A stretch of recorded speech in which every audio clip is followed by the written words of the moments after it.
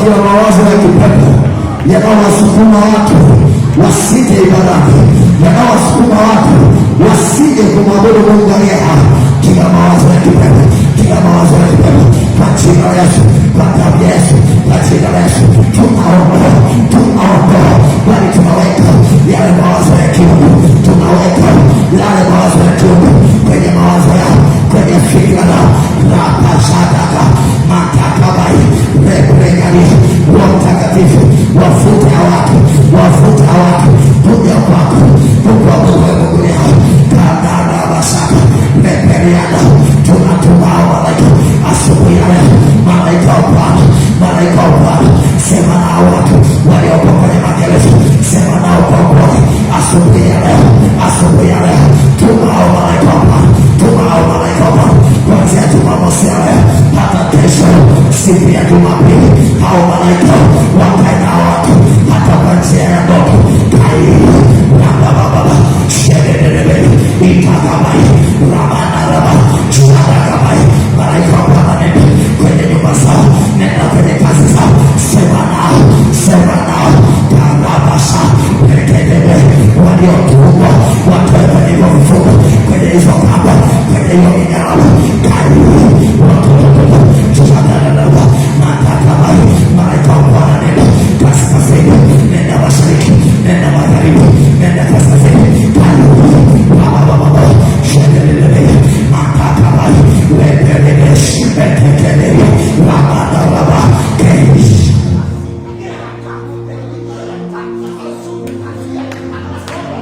jina la Yesu Kristo wa Nazareti aliye hai.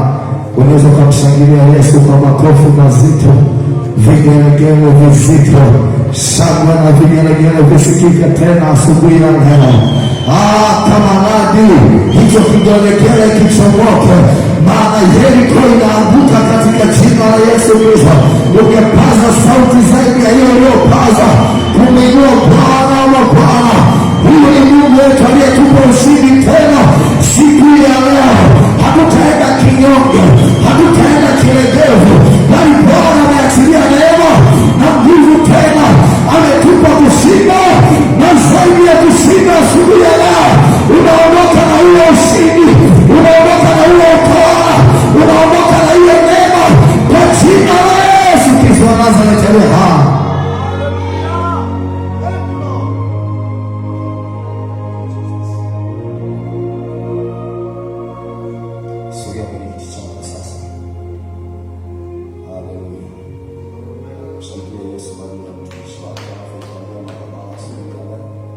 Yesu makofi. Yesu haleluya. Tatizo gani? Una shida gani yani? Haleluya.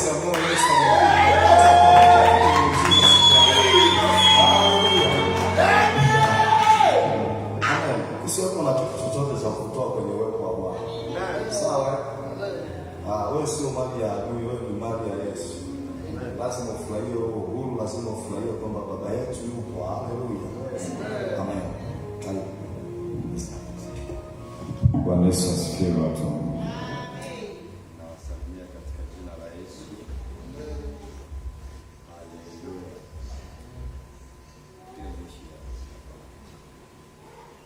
Chomeka tule na nini sana. Okay, wow. Bwana asifiwe tena.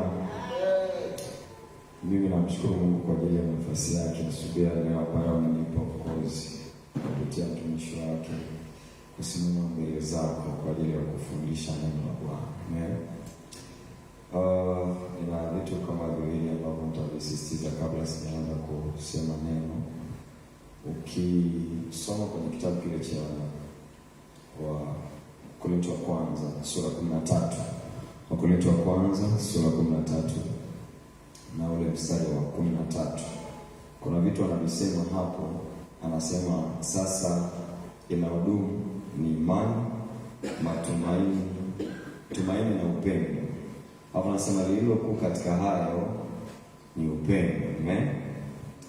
Na lililokuu katika hayo ni nini? Ni upendo. Sasa moja kati ya kitu ambacho ni kigumu sana kwa maisha ya watu wote kuwa ni upendo. Kwenye kitabu cha Yeremia anazungumza, anasema Bwana alinitokea tangu zamani, alafu akasema nimekupenda kwa upendo wa milele. Sasa upendo wa milele ni kitu ambacho kiko ndani ya Mungu, na kwa sababu kiko ndani ya Mungu, Mungu pia amekiachilia kwetu ili kiwe sehemu ya maisha ya mwanadamu. Sasa mwanadamu yoyote hapaswi kukosa upendo, na moja kati ya sifa upendo wa Mungu tunaita ni unconditional. Mwambie jirani yako unconditional. Sasa unconditional maana yake ni upendo usio na nini? Na sababu. Hauna vigezo. Yaani automatically tu tunapaswa kumpenda kila mtu. Amen. Sasa Bwana kuna vitu vingi sana anazungumza hapa kila siku kupitia watumishi wake. Vitu vingi sana. Vingi sana. Kila mtu akisimama anakuwa na kitu chake. Kuna siku mtumishi wa Mungu amesimama Pastor Dave. Nilikuwa ninajiandaa kwa habari ya ibada ya Singida. Nikapata somo ambalo Bwana anapaswa watu wa Singida wapokee. Nielewa vizuri. Sasa kuna yale maelekezo ambayo unakuwa unayapata ukiwa umekaa unamsikiliza mtumishi wake. Sasa kwa habari ya kitu kinachoitwa upendo. Mstari wa 13 tuweke hapo Pastor. Kitu kinachoitwa upendo. Upendo ndio nguzo ambayo italeta ustawi, italeta mafanikio, italeta hatua kubwa kwa kanisa kwa ujumla. Kwa hiyo hakikisha ukosi upendo ndani yako. Amen. Maana yake hata watu wanaokuja kama ni wageni tutawahudumia kwa sababu ya upendo wako uko ndani yetu. Tuko pamoja watumishi wa Bwana. Kwa hiyo ni la muhimu sana sana. Lakini pia kitu kingine ni issue inayoitwa msamaha. Amen. Msamaha. Msamaha ni kitu ambacho Petro anamuuliza Bwana Yesu kwamba ndugu yangu akinikosa nimsamehe mara ngapi? Akinikosa mara ngapi ndio nakosa nimsamehe. Lakini Yesu alikuja akamjibu Petro akamwambia, samehe 7 mara ngapi? Mara 70. Sasa ndani ya upendo huo, kwa sababu kikubwa ni upendo, hata hivi vingine vinafuata ndani ya upendo. Kikubwa ni upendo. Ndani ya upendo huo kuna kitu kinaitwa msamaha. Maandiko yanasema kwa maana jinsi Mungu aliupenda nini ulimwengu hata akamtoa mwanao pekee ili kila mtu amwamini asipotee bali awe na uzima milele. Kwa hiyo Mungu alianza kutupenda. Alafu kwa kutupenda huko ndio maana anatangazaga msamaha kila siku. Amen. Ni mwanadamu tu pekee ndio ambaye hana msamaha. Ukija ukamkosea tena kesho, atakuja anakuambia, unakumbuka na jana? Unakumbuka na juzi? Unakumbuka na mwaka fulani ulikosea? Kwa nini? Kwa sababu ndani yake hakuna kitu kinaitwa msamaha. Sasa ukisoma kwenye kitabu cha Mathayo 18. Mathayo 18 ule mstari wa 21 na 22. Anasema kisha Petro akamwendea akamwambia, Bwana, ndugu yangu anikose mara ngapi nami nimsamehe? Hata mara 7? Yesu akamwambia, sikuambia hata mara 7, bali hata 7 mara 70. Kwa hiyo msamaha pekee inabidi utangazwe mara 70. Tena hiyo sio kwamba ni maisha yote, kwa siku moja. Na kiukweli kabisa hakuna mtu ambaye anaweza kukosea mara 70. Hayupo. Utakosea mara 5 mara 6, utakosea mara 2 mara 3, lakini sio mara 70. Kwa hiyo maana yake msamaha na upendo ndani yako inabidi iwe ni jambo ambalo limekaa kwenye moyo wako wakati wote, ili sasa usikose vitu vizuri kutoka kwa Mungu, usikose amani, furaha, usikose utulivu ndani yako, usikose fadhila, kwa sababu hayo ndio matunda ya Roho. Usikose kuwafadhili watu kwenye maisha yako. Kwa hiyo hayo yakae ndani yetu. Amen. Sasa kitu ambacho Bwana amenipa asubuhi leo, sikuwa kabisa na matarajio hayo, lakini Bwana akasema fundisha hiki kitu.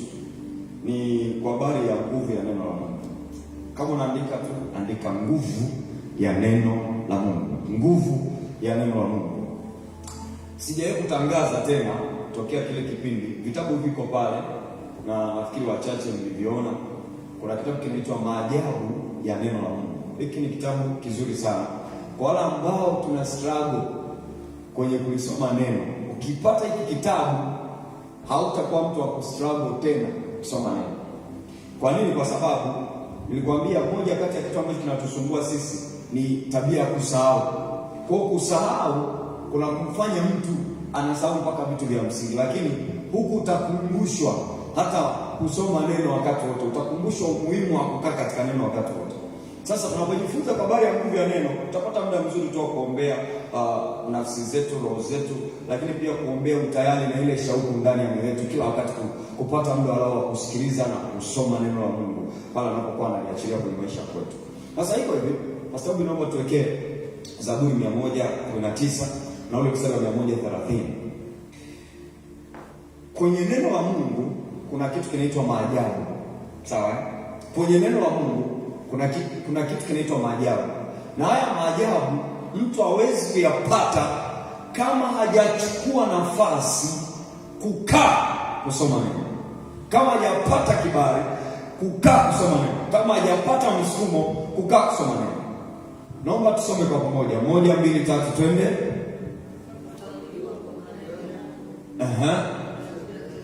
Naomba tuweke kwa SUV, Standard Union Version ya Kiswahili, SUV. Maana hiyo ni SRUV. Yes. Naomba tusome 1, 2, 3 twende. Na kumfahamisha nani? Kwa hiyo neno la Mungu ambalo limefafanuliwa, kazi yake kubwa huwa ni kuja kuleta nini? Nuru. Sema iwe nuru ndani yangu. Sema iwe nuru ndani yangu. Sasa kwa kawaida watu wengi hatupendi kutumia muda kukaa katika neno. Ndio maana kwenye ule mstari wa pili, mtu asiyekuwa na neno, hicho kitu ambacho kimesemwa hapo, hicho kipengele cha pili hapo, ndicho ambacho kinawakaa watu wengi, na usijisikie vibaya. Twende soma hicho kipengele cha pili, anasema na kumfahamisha nani? Sasa mtu ambaye hasomi neno ni mjinga, sawa? Mtu ambaye hasomi neno ni mjinga, asiyekaa katika neno ni mjinga. Naomba tu uandike, kama uandiki, andika tu. Mtu ambaye hasomi neno ni mjinga. Maanake ili ujinga uondoke, lazima tuingize nuru ndani yake huyo mtu. Na mtu mmoja alisema hivi, mjinga sio tusi. Mjinga ni mtu ambaye hajui. Lakini pia kuna mtu anaitwa mpumbavu. Mpumbavu ni mtu ambaye anajua cha kufanya ila hafanyi. Unamwambia ili utoke kwenye umaskini, anza biashara wewe. Anasema biashara zenyewe hizi. Biashara zenyewe hizi. Kwanza wangapi wameshatoboa? Matajiri wenyewe ni wachache. Huyu ni mpumbavu ila hajui nini, anajua nini cha kufanya ila hafanyi. Sasa mjinga ni mtu ambaye hajui cha kufanya kabisa. Na kuna wakati sasa huwa inatokea kwa huyu mtu, kama hataki kabisa hayo maarifa, anajifanya anajua, kumbe hajui kitu. Kwa hiyo maandiko anasema kufafanusha neno la Mungu, kuatia nuru, maneno yake Mungu, kuatia nuru. Nuru inakuja pale ambapo unapata ufafanuzi. Siku moja nakumbuka kwenye maandiko hapa, kuna mtu alikuwa anaitwa Toashi. Alipokuwa akitoka katika safari zake, akakutana na mtu anaitwa Filipo. Filipo alikuwa ametoka mahali. Sasa Filipo alikuwa ni nabii wa Bwana, lakini pia Filipo alikuwa ni kuhani wa Bwana. Na wakati huo Filipo pia alikuwa ni mwinjilisti, ametoka kupiga injili mahali fulani. Sasa huyu Toashi alikuwa anasoma kitabu cha Isaya, alafu ajui, na habari alizokuwa anazisoma, alikuwa anasoma habari za Yesu. Sasa wakati akiwa anasoma ile chochote, akakutana na mtumishi wa Mungu. Akamwambia, basi panda kwenye gari langu, alafu twende wote. Wakati amekaa, akaanza kuongea naye. Huyu Toashi akamuuliza Filipo, of course ni Filipo alimuuliza Toashi kwamba, wewe unaoyasoma haya yanakuelea? Lakini huyu Toashi akasema sijui hata ni nini anamaanisha. Akamwambia okay. Akaanza kumhubiria neno. Sasa kutokea hapo, baada ya kumhubiria neno, kuna nuru iliingia ndani yake, akaelewa yale maandiko, alafu akachukua hatua.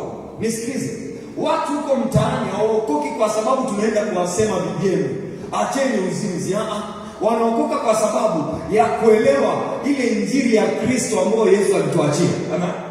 Wanaelewa, wakishaelewa hilo neno la Mungu, wanachukua hatua ya kuokoka sasa. Kwa hiyo huyu mtu aliokoka kwa sababu ya ufafanuzi mzuri wa neno la Mungu. Ndio maana tunataka ujae neno la Mungu. Mwambie jirani yako, jaa neno la Mungu. Mwambie tena, jaa neno la Mungu. Kwa hiyo tunapotaka ujae neno, hatutaki wewe mtu wa kawaida. Hatutaki mtu wewe wa kawaida ambaye usiye na matokeo katika neno. Kwa hiyo sasa Toashi aliokoka baada ya nuru kuingia ndani yake, akakubali kuokoka. Watu wengine hatutawalazimisha kuokoka baada tu ya kuelewa neno la Mungu ambalo tunawapelekea kuhubiria. Amen.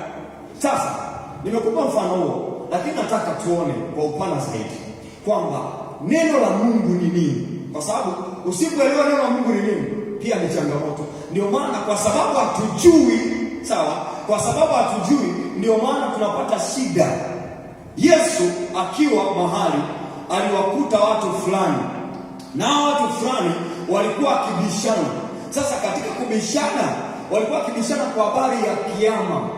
Tuwekee hapo kitabu cha Wakolosai sura 3 mstari wa 16. Wakolosai 3:16. Hao watu walikuwa wakibishana, na wanabishana wakaanza sasa kumuuliza maswali. Maana walikuwa wakifika mahali ambapo hawaelewi chochote, wanarudi kwa Yesu kuja kumuuliza. Mathayo 22, hiyo nitakusomea tu, lakini tutasoma pale sana pale kwenye Wakolosai 3:16. Yesu alipowaona hao watu wanabishana, baadaye akamuuliza sasa kwamba kulikuwa na mtu mmoja ameoa wanawake wangapi? Ni mwanamke ambaye aliolewa na wanaume 7. Wa kwanza akafa, wa pili akafa, wa tatu akafa, wa nne akafa, mpaka wa 7. Alafu akamuuliza swali Bwana Yesu kwamba huyu mke akienda mbinguni atakuwa mke wa nani katika wale 7? Nisikilize kitu kimoja ambacho duniani pia waelewe, ni kwamba mbinguni watu wote tunaamini tutakwenda, lakini si wote watakwenda. Sawa sawa, si wote watakwenda.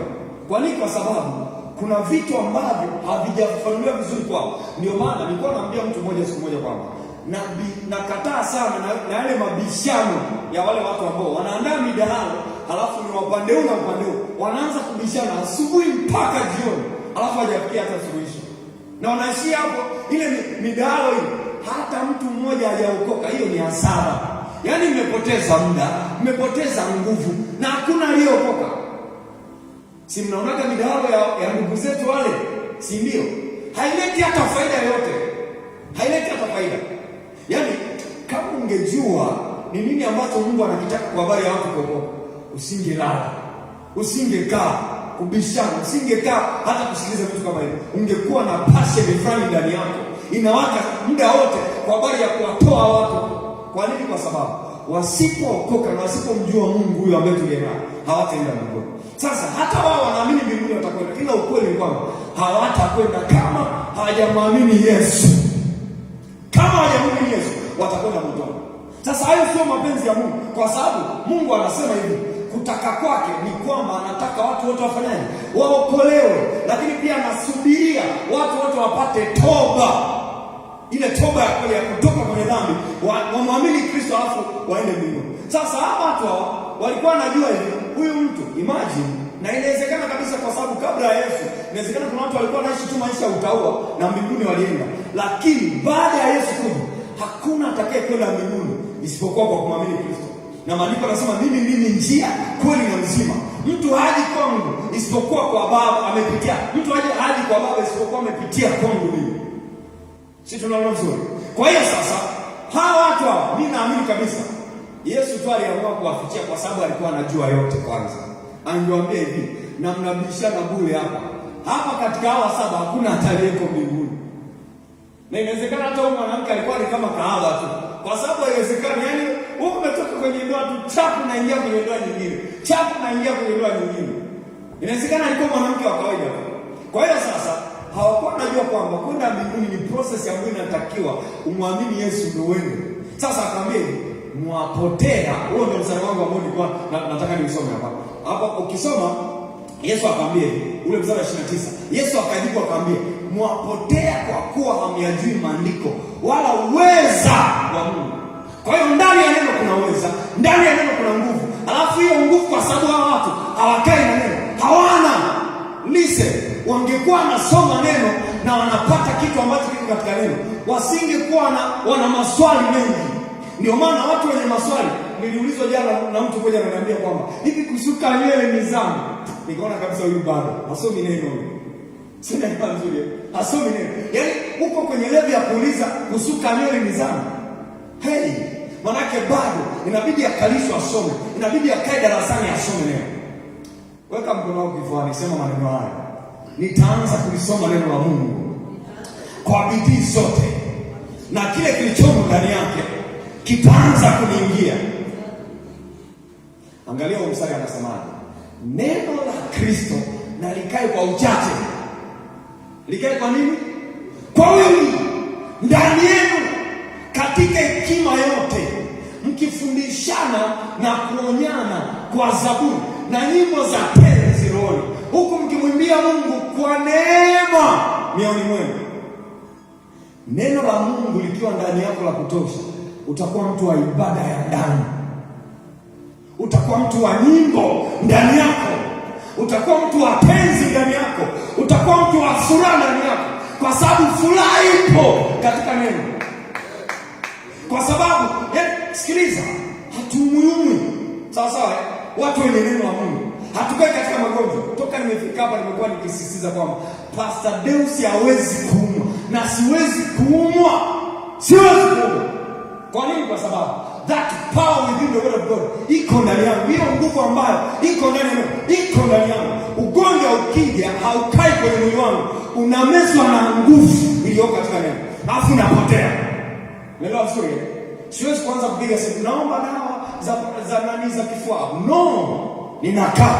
Nasema ugonjwa na neno tunapambana sasa hivi. Ayapambana sasa. Ugonjwa utashindwa tu. Hiyo neema, nguvu ya neno iwe ndani yako katika jina la Yesu. Hiyo nguvu ya neno iwe ndani yako katika jina la Yesu. Magonjwa hayatakuja yakakumeza katika jina la Yesu. Kwa hiyo neno likikaa kwa wingi yako. Chochote kinachokuja kinyume na neno kinashindwa. Ndio maana huwezi kurogwa kama una neno. Huwezi kutumiwa mapepo na majini yakakuingia ukiwa na neno. Huwezi kupata hasira ukiwa na neno. Maandiko yanasema wana amani nyingi waipendao sheria ya nani? Ya Bwana. Huwezi kukwaza, na maandiko yanasema wala hakuna la kuwakwaza. Leso venosko vali atalia. Neno, mwambie jirani yako neno. That's the power of the word of God. Huwa kuna wakati nikiwa nasoma neno natetemeka. Kwa nini? Kwa sababu there is electrons. Kuna nguvu zinapita, zinapenya kwenye moyo, zinapenya kwenye mishipa, zinapenya kwenye damu, zinapenya mpaka kwenye ubongo. Unabaki tu unasema haleluya, haleluya, reka palataya. Ukiwa umekaa chumbani pale unasema reko palata. Baba, nimesikia rekete palata. Mimi sio mtu wa kawaida, kwa sababu hili neno ambalo limeingia ndani yangu. Reke palatia. Neno, the word of God. Sasa sikia vizuri. Hili neno la Mungu ukijua ni nini, utatoka hapo ambapo ulikuwa umekwama. That's why kuna vitu vingine hauhitaji kujipanga ukiwa na neno. Hauhitaji kujipanga navyo au kujipanga kwa ajili yake hivyo vitu ukiwa na neno. Mungu anaraini vitu tu kwenye mstari, vinaanza kuja. Mjue sana Mungu ili uwe na amani, ndivyo mema yatakavyokujia. Kwa kuna vitu vitakuja kwa sababu umelitii neno la Mungu liko ndani yako. Ile Isaya sura kwanza mstari 19 anasema hivi, mkikubali na kutii mtakula mema nini ya nchi. Likubali neno. Likubali neno, alafu uone hayo mema ya nchi. Shalezo bila kataa. Sasa kitu cha kwanza, neno la Mungu ni roho. Andika usentensi. Kitu cha kwanza, neno la Mungu ni nini? Jambo la kwanza, neno la Mungu ni roho. The Spirit. The Spirit. Nikufundisha hapa nikakwambia kwamba roho ni kitu ambacho ni cha asili, secret. Ni kitu cha asili. Roho ni kitu cha asili, sio ambacho kinaonekana kama hii simu inavyoonekana hapa. Ni kitu ambacho kimefichika, lakini hicho kitu kinaleta matokeo yanayoonekana. Kwa hiyo neno kama roho linakuingia hata wewe bila kujua, lakini linaleta matokeo ambayo yanaonekana. Ndio maana toka umeanza kulisikiliza neno, ule umaskini ulishakwisha kwenye akili yako. Huwazi tena kwamba mimi maskini. Toka umeanza kukaa kwenye neno, yale mawazo ambayo yalikuwa yanakuja kwenye ufahamu wako mabaya hayaji tena. Sasa the word of God is the Spirit. Ni roho ambayo inamwingia mtu anapokuwa analisoma. Ni roho inayomwingia mtu anapokuwa amekaa kusoma neno. Kitabu cha waraka wa pili wa Korinto sura 3. Waraka wa pili wa Korinto sura ya 3. Resate la bilata. Sura ile ya 3 na ule mstari wa 9. Tutaanzia mstari wa 4 mpaka mstari wa 9 by the way. Anasema hivi, na tumaini hilo tunalo mbele za Mungu kwa njia ya Kristo, si kwamba twatosha sisi wenyewe kufikiri neno lote kwamba ni letu wenyewe, bali utoshelevu wetu watoka kwa Mungu. Halafu mstari wa 6 sasa anasema, naye ndiye aliyetutosheleza kuwa wahudumu wa agano jipya, si wa andiko bali wa roho, kwa maana andiko huua bali roho huisha. Kula aliwaambia mwapotea kwa sababu hamyajui maandiko. Hapa anatuambia hivi, andiko huua. Andiko huua. Sasa andiko hilo hivi, kuna watu wengi ambao wamekariri mistari lakini hawana matokeo ya hiyo mistari. Ila kuna watu ambao walipokea neno kama roho, alafu na matokeo ya hilo neno. Kwa hiyo neno hili lifanye kazi, lazima ligeuke kuwa roho, ndipo litafanya kazi. Likibaki kuwa andiko, litakuua. Siku moja nilikuwa naongea na pastor hapa mmoja. Akasema hivi, unajua watu wengi neno huwa walisomi vizuri. Akinyofua kamstari kamoja anaanza kutembea na hapo. Kamstari tu hapo kamoja. Hapo kamstari kanatengeneza hasira ndani yake. Anaweza hata akaanza kuimba vijembe kupitia neno. Yaani anaanza kumwimbia mtu vijembe kupitia, lakini kumbe hakujua. Siku moja namsikiliza mtumishi wa Mungu Apostle Grace Rubega, alikuwa anatoa ufafanuzi kwa habari ya wale watu ambao walienda kualikwa ili waje wapi? Waje harusini. Halafu akaacha kule chini akawa amezungumza mstari mmoja nafikiri kwenye Mathayo sura ya 22 pale tulipokuwa tunasoma kuanzia mstari wa kwanza mpaka mstari wa 12. Ukisoma pale ile maandiko, watu walivyofanyaje, walivyokataa kuja, wakaenda kukusanya watu wote. Akawepo mtu mmoja ndani ambaye alikuwa hana mavazi. Alafu yule mfalme akamwambia kwamba wewe umeingiaje huko ndani na huna mavazi ya harusi? Wakamfukuza nje. Alafu maandiko yanasema huko kutakuwa na kilio na kusaga meno. Sasa kuna mstari huu wa ngapi hapa? Mstari wa 13. Mfalme akaambia watumishi, mfungueni mikono na mfungeni mikono na miguu, mchukueni mkamtupe katika giza la nje, ndiko kutakuwa kwa kilio na kusaga meno. Ule mstari wa 14. Kwa maana waitwao ni wengi, bali wateule ni wachache. Sasa alikuwa anajaribu kutoa ufafanuzi kwamba kuitwa kwenye kazi ya Mungu, sawa? Kuitwa kwenye kazi ya Mungu sio kwamba wanaoteuliwa ni wachache, hapana, ila ni kwamba ufafanuzi wake sasa mzuri ni kwamba neno alikuwa linazungumza kwamba watu ambao wanatumika mfano madhabahuni wanapaswa kuwa wachache. Hapana, wanapaswa kuwa wengi, hivyo hivyo kama ambavyo wanaitwa.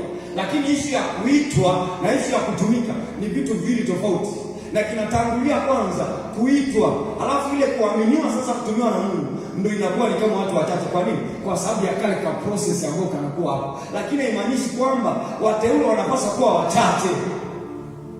Kwa hiyo hata wewe ni mtumishi wa Mungu, ndio maana mimi mtu yote namuita pastor, hata Beda sasa hivi namuitaga pastor Beda. Kwa nini? Kwa sababu ndani kuna utumishi, kuna kitu kiko ndani yake, na Mungu anasema mavuno ni mengi, lakini watendakazi ni wachache. Kwa hiyo watendakazi wanapaswa ongezeka, waendelee kupungua? Wanapaswa kuongezeka. So neno litafafanuliwa vizuri kwako, litatengeneza kitu halisi, alafu litakuja kuwa roho, alafu hiyo roho itakuingia. Unaposikia hapa neno hili, roho ikuingie ndani yako katika jina la Yesu. Roho akuingie ndani yako katika jina la Yesu. Niwekee Ezekiel 2 mstari wa kwanza na pili. Ezekiel 2 mstari wa kwanza na pili.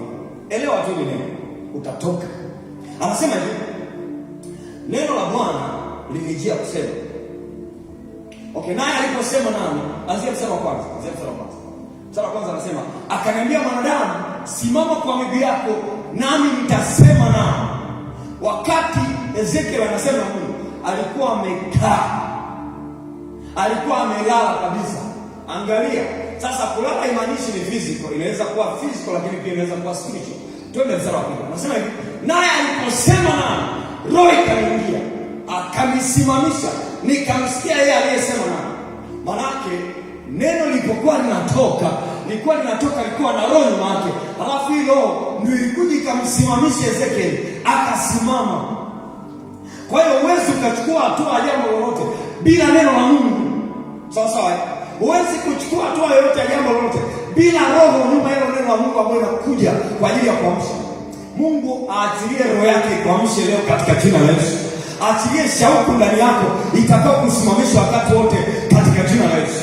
Sasa roho nyuma neno ndio inayokupa kuchukua hatua, ndio inayokupa kupiga hatua kwenye mambo ambayo ulikuwa umekaa kwa muda mrefu bila kuchukua hatua zozote. So tunaona sasa kwamba mtu yoyote hawezi kuchukua hatua isipokuwa kuna roho ndani yake imemwingia, isipokuwa kuna roho ndani yake imemwingia, ambayo inakuwa nyuma ya neno ambalo Mungu alikuwa analisema. Maandiko kiasoma kama maandiko, kama gazeti, kama Biblia hii, utaishia kuwa na mistari tu ya neno ndani yako. Ni mpaka igeuke kuwa roho, ni mpaka ageuke kuwa roho. Amen. Sasa naomba tuangalie mfano mmoja hapa. Tuangalie mfano mmoja hapo kutokea kwenye point. Tulisoma jana andiko moja la kitabu cha Wafalme wa Pili, ile sura ya 7. Sasa ukisoma mstari wa kwanza na wa pili, hiyo sura 7, kuna kitu ambacho mtumishi wa Mungu, nabii wa Bwana Elisha alifanya, alikisema. Na nisikilize, neno la mfalme ni neno la Mungu. Mwambie jirani yako, neno la mfalme ni neno la Mungu. Neno la mfalme ni neno la Mungu, lakini pia neno la nabii wa Bwana ni neno la nani? La Mungu. Lakini pia neno la kuhani, neno la kuhani ni neno la Mungu. Sasa takutofautisha kidogo. Wafalme walipokuwa wanateuliwa zamani, walikuwa wanateuliwa kwa ajili ya kuja kuongoza. Tuko pamoja? Lakini pia makuhani walikuwa wanateuliwa kwa ajili ya zamu za kukaa madhabahuni. Halafu manabii walikuwa wanateuliwa kwa ajili ya kusikia sauti ya Mungu na kuwaletea watu maelekezo. Kwa nini? Kwa sababu Mungu alikuwa anaamua apitishe neno lake kupitia vinywa vyao manabii wa Bwana. Ndio maana nasema hivi, nami nitakuondoshea nabii katikati yenu, ambaye huyo mkimsikiliza mtafanikiwa. Kwa hiyo a church without a nabii is the church without a voice of God. Na hiyo ndio maana imeleta mzigo kwa watumishi wa Mungu. Unakuta mtumishi huyo ni nabii, mtumishi huyo ni mwinjilisti, mtumishi huyo ni mwalimu, mtumishi huyo ni mtume, mtumishi huyo ni mchungaji. Kwa nini? Kwa sababu watu hawataki kupokea vipawa vya Bwana. Pokea hivyo vipawa katika jina la Yesu. Pokea hivyo vipawa katika jina la Yesu. Maanake madhabahu yoyote lazima iwe na nabii, lazima iwe na mtumishi wa Mungu ambaye anasikia maelekezo ya Bwana ili kukuletea wewe ambao unakao. Kuanzia leo pokea sauti ya kulisoma neno katika jina la Yesu.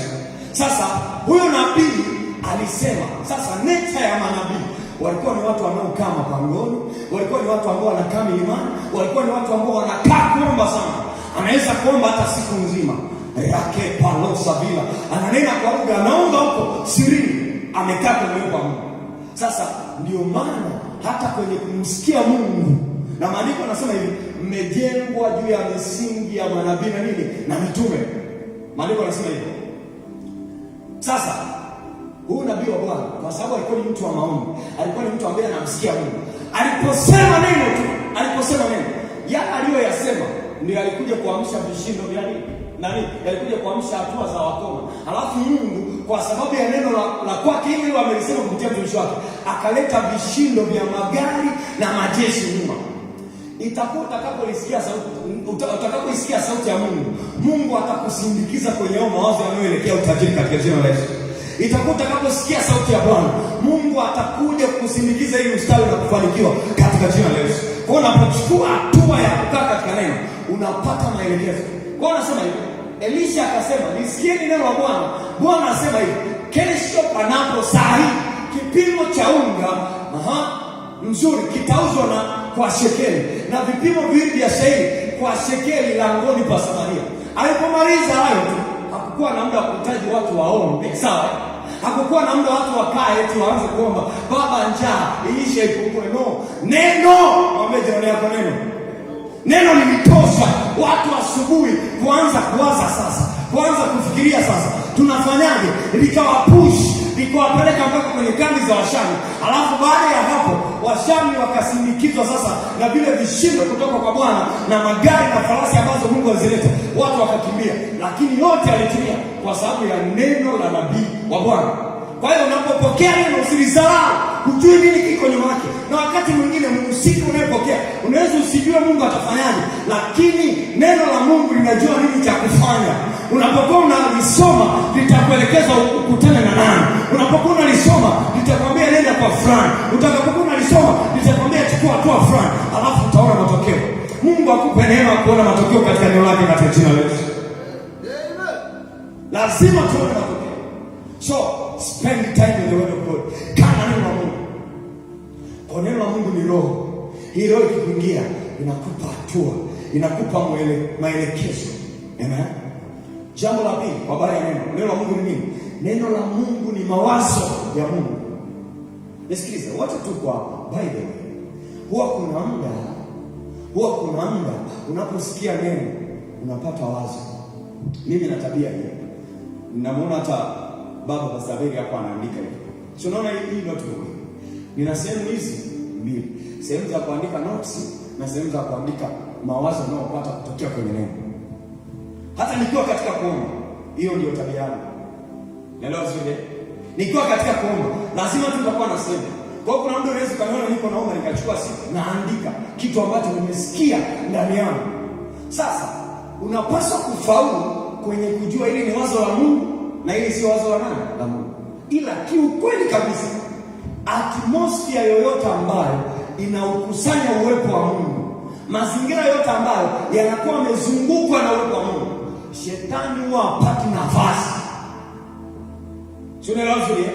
Sasa lile neno ambalo linasema wala msimpe ibilisi nafasi, lilikuwa linamaanisha hivi: kuna vitu ambavyo upasi kuingia kwavyo, kwa sababu ukiingia kwavyo utampa nafasi nani? Shetani. Kwa mfano, moja kati ya kitu kinachompa nafasi ya juu kwenye maisha yako hapa duniani ni kuipenda dunia. Mwambie jirani yako kuipenda dunia. Sasa maandiko yanasema msipende dunia wala mambo yake yaliyomo ndani yake. Kwa maana mtu anayependa dunia kiukweli kabisa hampendi nani? Mungu. Anamchukia Mungu. Unapenda uzinzi. Na nikwambia washirika ni watu wa ajabu sana. Jana moto uliwaka. Nilikuwa na watu wanainama. Anainama, anajua kabisa kuna kitu kinaendelea ndani yake ambacho amekisikia mtumishi wa Mungu amekisema. Na alafu anajiuliza na kiacha. Acha. Mwambie jirani yako acha.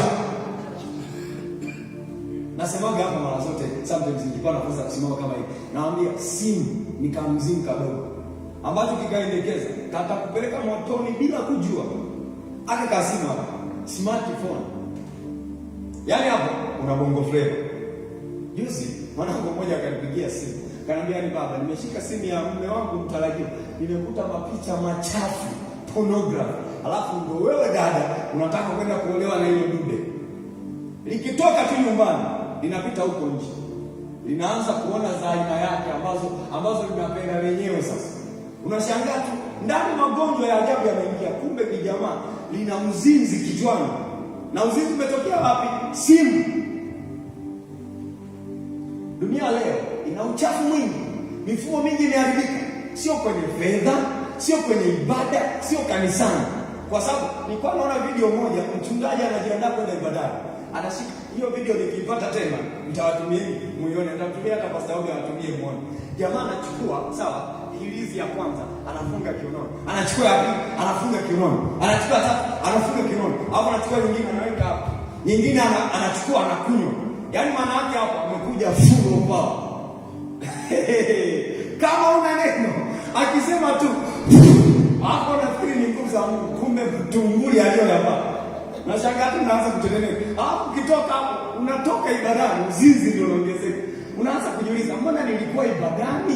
Huu uzinzi umetoka hapo. Kumbe nilijamaa nimefanya tu hivyo. Imeingia hiyo. Tuwe makini. Tunaona vizuri. Baba wao anaelewa, kuna mtu anasema hivi. Yaani ni heri ubaki na kanisa la watu watatu hapo, unajua kabisa hapa anaenda Mungu. Kuliko kukaa kwenye maelfu ambayo mchungaji wake ni fisi. Fisi aliyejivika ngozi ya nini? Ya kondoo. Mbwa mwitu aliyejivika ngozi ya kondoo. Ni kwamba nasema ingekuwa inawezekana kabisa unatoa kwa zote hapo unaona. Sina hizi. Sawa. Sasa ni jamaa na yale masuti ya Kinejeni. Uone suti yale makoti yale makubwa ya Kinejeni yale. Huwezi kuona hata fundo. Kumbe jamaa limebeba silaha huko. Ndio kama wale manabii ambao mtumishi wa Mungu alikuwa anatusimulia. Anakuja anasema, "Naona nyoka." Kumbe tu anakutisha utishika hapo. Hapo watu mnaona anaanza yule mama wa watu. Kwa sababu anajua tu watu wana pressure. Nikimtisha nyoka shingoni, lazima atikisike. Kwa hiyo naambia nyoka shingoni, mtu anatikisika. Kumbe jamaa ndio linakula pesa hivi. Makanisa mengi yameharibika. Ndio maana usikae mahali ambapo ufundishwe neno. Usikae mahali ambapo mtumishi wa Mungu akusisitizi kusoma neno. Kwa sababu moja ya kitu kitafanya kanisa liamke ni neno la Mungu, lakini pia na maombi ya pamoja. Mliokesha hapa, Mungu awabariki sana. Kwa sababu mmeamsha power, mbele yako power. Leo nzuri. Mtu hawezi kuwa kawaida akiwa na neno. Nguvu ya Mungu inakuwa ndani yake. Neno, mwambie jirani yako tena neno. Sasa neno ni mwanzo. Unapataga mawazo gani ukiwa kwenye wepo? Mimi huwa naandika nyuma huko. Utakutana na vitu vingi nimeandika. Jana niliandika sentence moja hiyo. Nikasema God fulfill your purpose upon my life. Every good will in my life, God show it clearly. Hilo ni wazo lilikuja. Mtumishi wa Mungu akawa anafundisha asubuhi. Nikaandika. Sasa lazima nimezungumza kwa Kiingereza lakini niliandika hivi. Mungu timiza kila kusudi ambalo umelikusudia kwenye maisha yako. Halafu kila kusudi jema, kila mapenzi mema juu ya maisha yako yote yatimie. Lakini pia nionyeshe hayo mapenzi kwa uwazi niyaone. Kwa sababu sitaki kutembea kama kipofu asiyeona. Na mtu mwenye neno sio kipofu. Wazo, sema wazo. Kwa unaposoma neno unapokea mawazo ya Mungu. Andika sentensi. Ninaposoma neno nakuwa napokea mawazo ya Mungu. Ninaposoma neno nakuwa napokea mawazo ya Mungu. Isaya 55 sasa. Isaya 55 mstari wa 8 mpaka mstari wa 10. Maandiko yanasema hivi. Isaya 55 mstari wa 8 hadi wa 10. Maandiko yanasema hivi. Njia za Mungu sio njia zangu. Njia za Mungu sio njia zenu bali. Njia zangu sio njia zenu. Anasema maana mawazo yangu si mawazo yenu, wala njia zenu si njia zangu. Asema nani? Asema Bwana. Neno anasema anasema maana mawazo yangu si mawazo yenu, wala njia zenu si njia zangu. Asema Bwana. Sasa tunapata wapi mawazo ya Mungu? Muulize jirani yako, tunapata wapi mawazo ya Mungu? Tunayapata katika neno. Ndio maana be a person of the full of word. Uwe mtu ambaye umejaa neno la kutosha. Kwa nini? Kwa sababu mtu aliyejaa neno ni mtu anayepokea mawazo ya Mungu kila wakati. Unafikiria masomo tunayofundisha tunatoaga wapi? Tunatoa katika Mungu anapowaza na sisi. Tunatoa mahali ambapo Mungu anapokuwa anawaza na sisi kwa habari ya maisha yetu. Kwa neno likija ndani yako, linakuja limebeba wazo. Linakuja limebeba wazo. Sasa nitasema hapa kitu kama ushuhuda, nikutie moyo kidogo. Nikutie moyo. Iko hivi. Ibada ya Singida ni tarehe 4 mpaka tarehe 6. Na mniombee sana watumishi wa Bwana. Tarehe 4 mpaka tarehe 6 mwezi wa 9. Ila nilikuwa sina title ya kufundisha. Nilikuwa sina kitu cha kufundisha. Wakati nilikuwa nasikiliza neno la Mungu, Mungu akapitisha mawazo kwenye ufahamu. Na niliandika wapi? Of course, kichwa cha kule nilikuwa nimeandika tu all things are possible. Yaani mambo yote yanawezekana. Alafu sijui nitafundisha. Siku tunafundishwa somo la neema hapa asubuhi. Nilikuwa asubuhi nafikiri. Neema ya Mungu. Mungu ndo akanipa sasa. Alinipa vipengele vinavyofanya mambo yote yawezekane kwako. Watu tumekariri ni imani tu peke yake. Lakini kumbe ili mambo yawezekane, hata neema inahusika kuwezesha mambo yawezekane. Kwa hiyo kuna muda unaweza kuwa na imani, ila kama hakuna neema ya kuwezesha hiyo imani yako, hautafanikiwa. So you need grace in your faith. Unahitaji neema katika hiyo imani yako ili mambo yafanikiwe. Kwa hiyo niorozeshia vitu vingi hapo ambavyo vinaweza kufanya mambo yawezekane kwenye maisha yako. Sasa angalia, neno la Mungu linakuja na mawazo. Na haya mawazo sasa, kipengele cha 3, neno la Mungu ni sauti ya Mungu. Sio unaona ni mawazo. Neno la Mungu ni sauti ya Mungu. Neno la Mungu ni sauti ya Mungu. Unaposoma neno, kuna sauti unaisikia. Unaposoma neno, huwa kuna sauti inakujia. Hiyo sauti ya usikizi. Hiyo sauti ya usikizi ndio sauti yenyewe. Ndio Mungu mwenyewe anasema na wewe. Mawazo, sauti. Alafu kipengele kingine kwa habari ya Mungu. Neno la Mungu ni njia. Na anashuka hapo chini mstari wa 9 sasa, angalia anaposema. Kwa maana kama vile mbingu zilivyo juu sana kuliko nchi, kadhalika njia zangu zi juu sana kuliko njia zenu, na mawazo yangu kuliko mawazo yenu. Nisikilize, kuna kipindi utahitaji mkono wa Mungu usike ili ukusaidie. Lakini mkono wa Mungu hausiki kwenye maisha yako usaidia kama hata kuonyesha njia. Unaweza kuwa na pesa, unaweza kuwa na mtaji mkubwa, ila Mungu hajakuelekeza. Nisikilize, si kwamba hatuna vitu vya kuanza kufanya biashara. Si kwamba hatuna mitaji ya kuanza kufanya biashara. Mitaji ipo, ila tulichokosa, tumekosa njia ya. Sasa njia zote kwa habari ya maisha zinapatikana katika neno. Kwa anasema njia zangu zi juu sana kuliko njia zenu, na mawazo yangu kuliko mawazo yenu. Kwa hiyo Mungu anajisema mwenyewe. Nafikiri kitabu cha Yohana sura ile ya 14 mstari wa 6. Yesu anasema hivi, mimi ndimi njia, kweli na uzima. Andika Yohana 14 mstari wa 6. Anasema mimi ndimi njia, kweli na uzima. Alafu anasema mtu haji kwa Baba isipokuwa kwa njia ya mimi. Kwa hiyo hautayafikia mawazo ambayo yana utimilifu ndani yake kama hautakubali kuisikiliza njia ambayo ni Mungu, ambayo ni neno. Na nikwambia watumishi wa Bwana, hili nitakuwa nimekuzungumza kama sitalisema kabla sijashuka. Naomba tu niseme kwamba our success, mafanikio yetu, tukitaka tuwe pure, tukitaka tuwe watakatifu na utakatifu ule tuwe watu ambao hatuna mawaa ndani yetu, kama ambavyo neno la Mungu linasema, inabidi tutafute sana huyu Mungu ni nani. Alafu kishamjua, tusijiatanishe naye. Hii taa ikichomoa soketi pale inafanyaje? Inazima. Ndivyo maisha yetu pia yako hivyo. Ukiyachomoa kwenye chanzo chetu, maisha yetu yanafanyaje? Yanazima. Kwa nini nikuulize swali? Unajua mizimu ya ukweli yako kwenye ukweli? Unajua majini yaliyoko kwenye ukweli? Unajua wachawi ambao wao wanakunywa damu kwenye ukweli? Ila kwa nini hujafa mpaka sasa hivi? Kwa sababu haujawahi kujichomoa kwenye njia. Wanapata ajali wangapi, wanagongwa magari wanakufa. Kwa nini wewe uko hai? Kwa sababu hujawahi kujichomoa kwenye chanzo.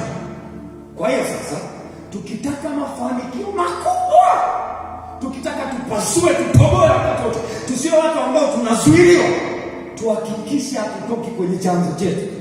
Tunatoka kwenye chanzo, ndio maana maisha yetu yanakuwa ya kawaida. Tunatoka kwenye chanzo, ndio maana tunaruhusu hata adui anaanza kutupa mawazo mabaya.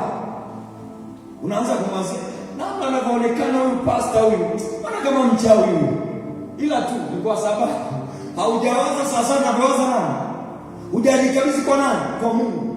Yaani mtu unaanza kuwaza mawazo mabaya, umempa adui nafasi kwenye akili yako. Sikiliza, kuna mwingine anakuja hapa anasema, yaani anaanza kabisa vibaya, amempa adui nafasi. Kwa ukitaka ufanikiwe, uwe pure wakati wote, kaa kwenye chanzo chako ambacho ni Mungu. Kwa nini nakwambia?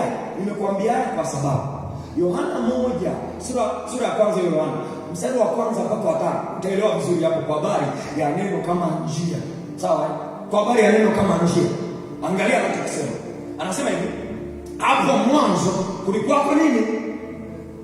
Maana yake chanzo cha vitu vyote hapa duniani Mungu. Halafu na Mungu ukimchunguza utaishia kuona majina yake. Kwa sababu kuna watu wangekuwa wamemjua Mungu akamaliza, wangeshampindua. Na shetani mwenyewe alikuwa anataka amjue Mungu mpaka ammalize, ampindue. Anataka kupanda ili akasema unijui mimi najuaga mpaka mawazo yako. Shuka chini, uko ndo panakufaa. Sasa Mungu amalizi kwenye kumjua. Hatummalizi Mungu katika kumjua. Tunamjua kwa sehemu. Ndio maana maneno yanasema yule afahamu kwa sehemu na yule anafahamu kwa sehemu. Kwa kusudi la kukamilishana. Amen. Sasa basi turudi hapo. Kwa nini anasema hapo mwanzo kulikuwa kuna neno?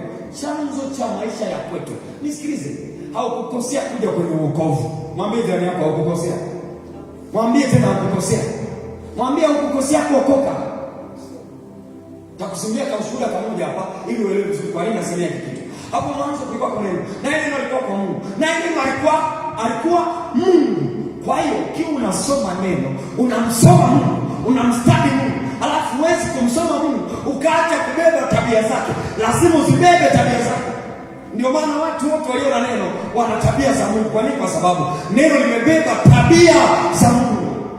Tamani kuzibeba hizo tabia za Mungu kutoka katika neno.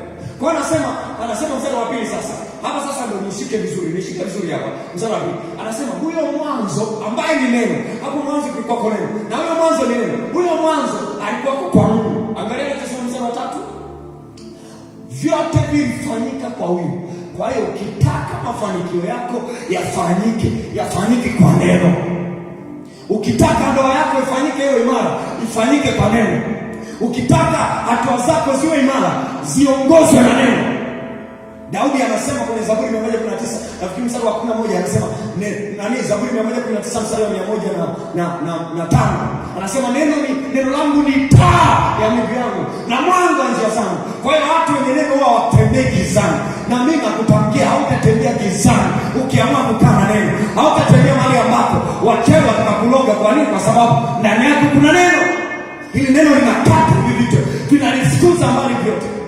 Na nisikilize, ni kama tunaita detox. Detox ni dawa ambazo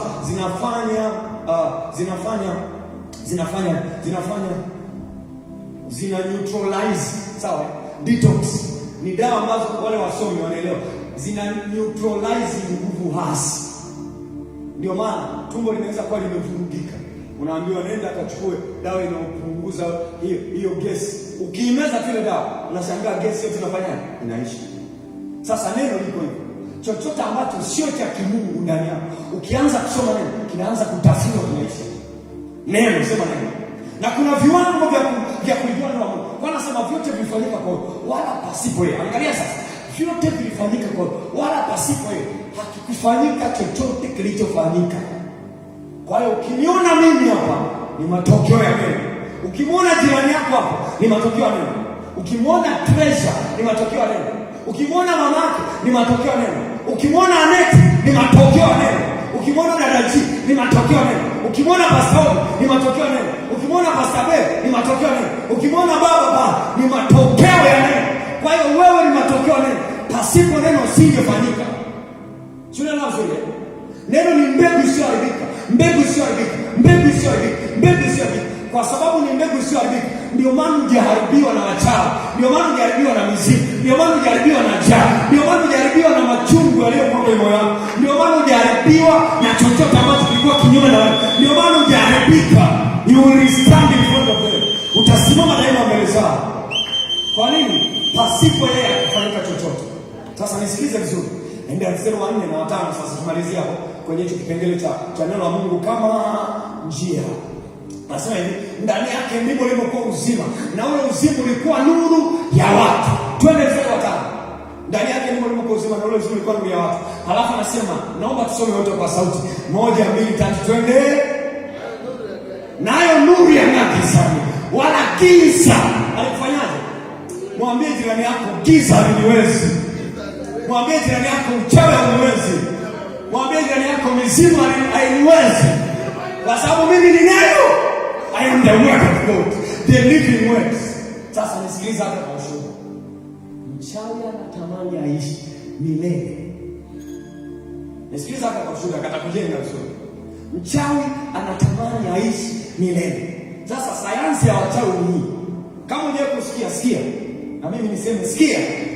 Sasa sikia. Kama unataka kusikia, sikia sasa. Mchawi anatamani aishi milele. Lakini mchawi aishi, anaishi kupitia damu za watu wengine, anaishi kupitia uhai wa watu wengine. Na inakuwaje? Mtoto anayezaliwa leo, Mungu amempa labda miaka 20. Sasa kule kuzimu wanapambana kula maisha ya mtoto. Ukifanikiwa kamla huyo mtoto, ukifanikiwa kamla mtoto, huyo mchawi akafanikiwa kamla mtoto, maana yake anakuwa amekula maisha ya miaka mingapi? Nisikilize. Unakutana na vidude huko, kina mkongojo tu hapa, kumbe kina miaka ya wanao. Kai, sema kai. Sema kwa sauti, sema tu kai. Leko frazoda, mandeskataya, panazia sufani ya badiga, enkepeleto zia, kai ya sofa. Nelewa zuri. Sasa hiki kijamaa hiki, utapishana nacho asubuhi, na unakiona kama kina tongotongo. Kumbe kimesikia alert kule inalia bado kina miaka 2 mbele, kimetoka kinaenda kinachungulia mwingine. Unaelewa kikiwa kinachungulia mwingine kinasema nani hapa? Hawatakupata wewe. Mwambie jirani yako, hawatanipata. Hawatakuangusha.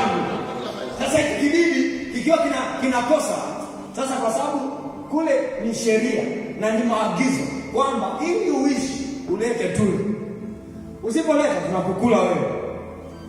Kwa ukisikia bibi fulani mchawi ameondoka, alikuwa anakula wengine, imefika zamu yake ameshindwa kutoa. Elewa vizuri. Sasa hili jamaa ninatamani endelee kuishi. Nisikilize, uzima wa milele ni siri ambayo iko ndani ya Kristo. Lakini kwa sababu ya mambo ya duniani namna ambavyo yanaonekana na sura nzuri, hawa watu waga wanamkataa Yesu.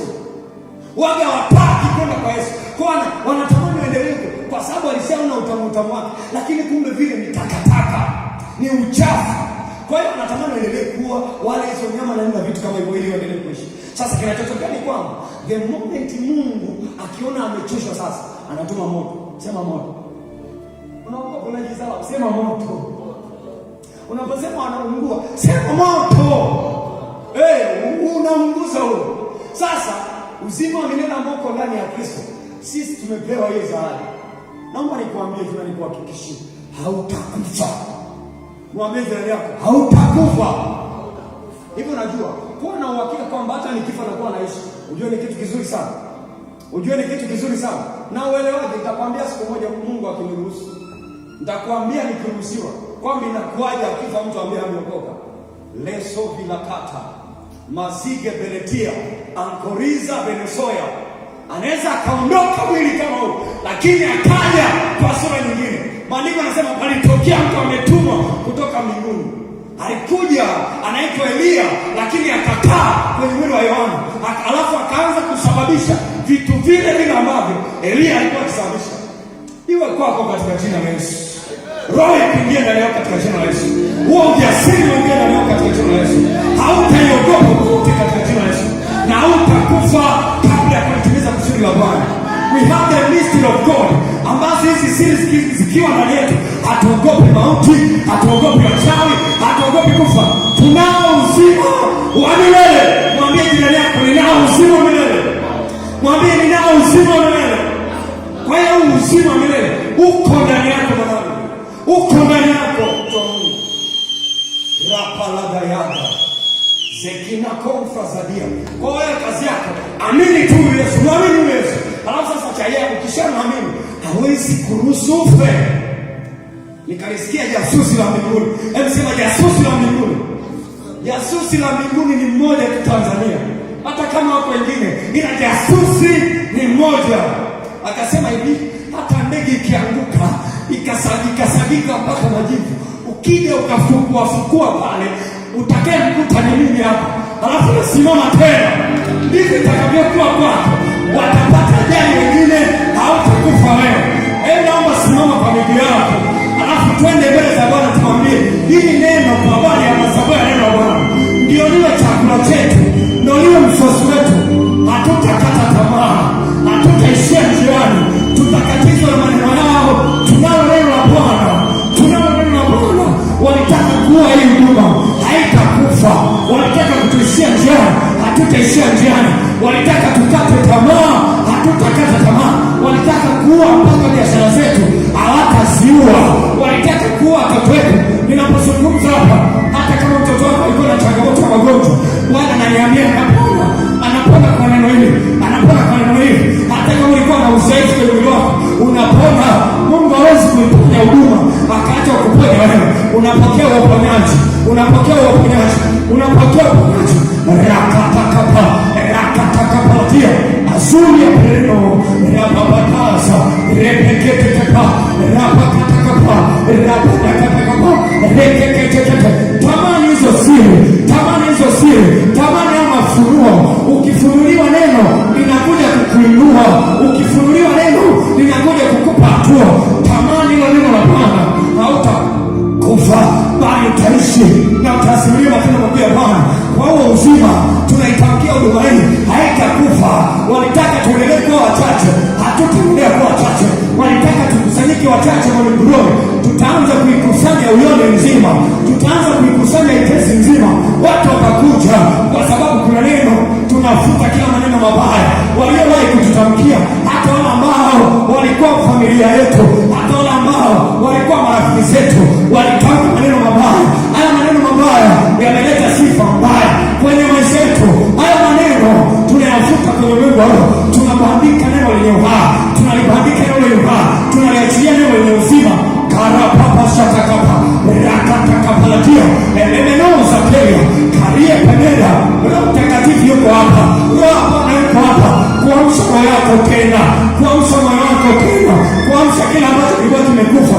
Hautakufa, hiyo biashara haitakufa. Haya mawazo ya kuelekea utajiri hayataishia njiani. Huo utajiri na hayo mafanikio hayataishia hapo ulipo. Rapapa, rapapapapa, repepeketekepa.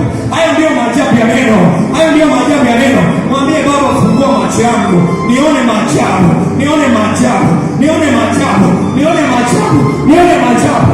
Kaya sofalia, parapapadagadagapaladia, repete. Katika jina la Yesu Kristo wa Nazareti aliye hai, Baba, ninalo neno lako asubuhi ya leo. Sitakufa, hiyo biashara haitakufa. Katika jina la Yesu Kristo wa Nazareti leo, ninalipokea neno lako, ninalipokea neno lako kwa jina la Yesu Kristo wa Nazareti leo.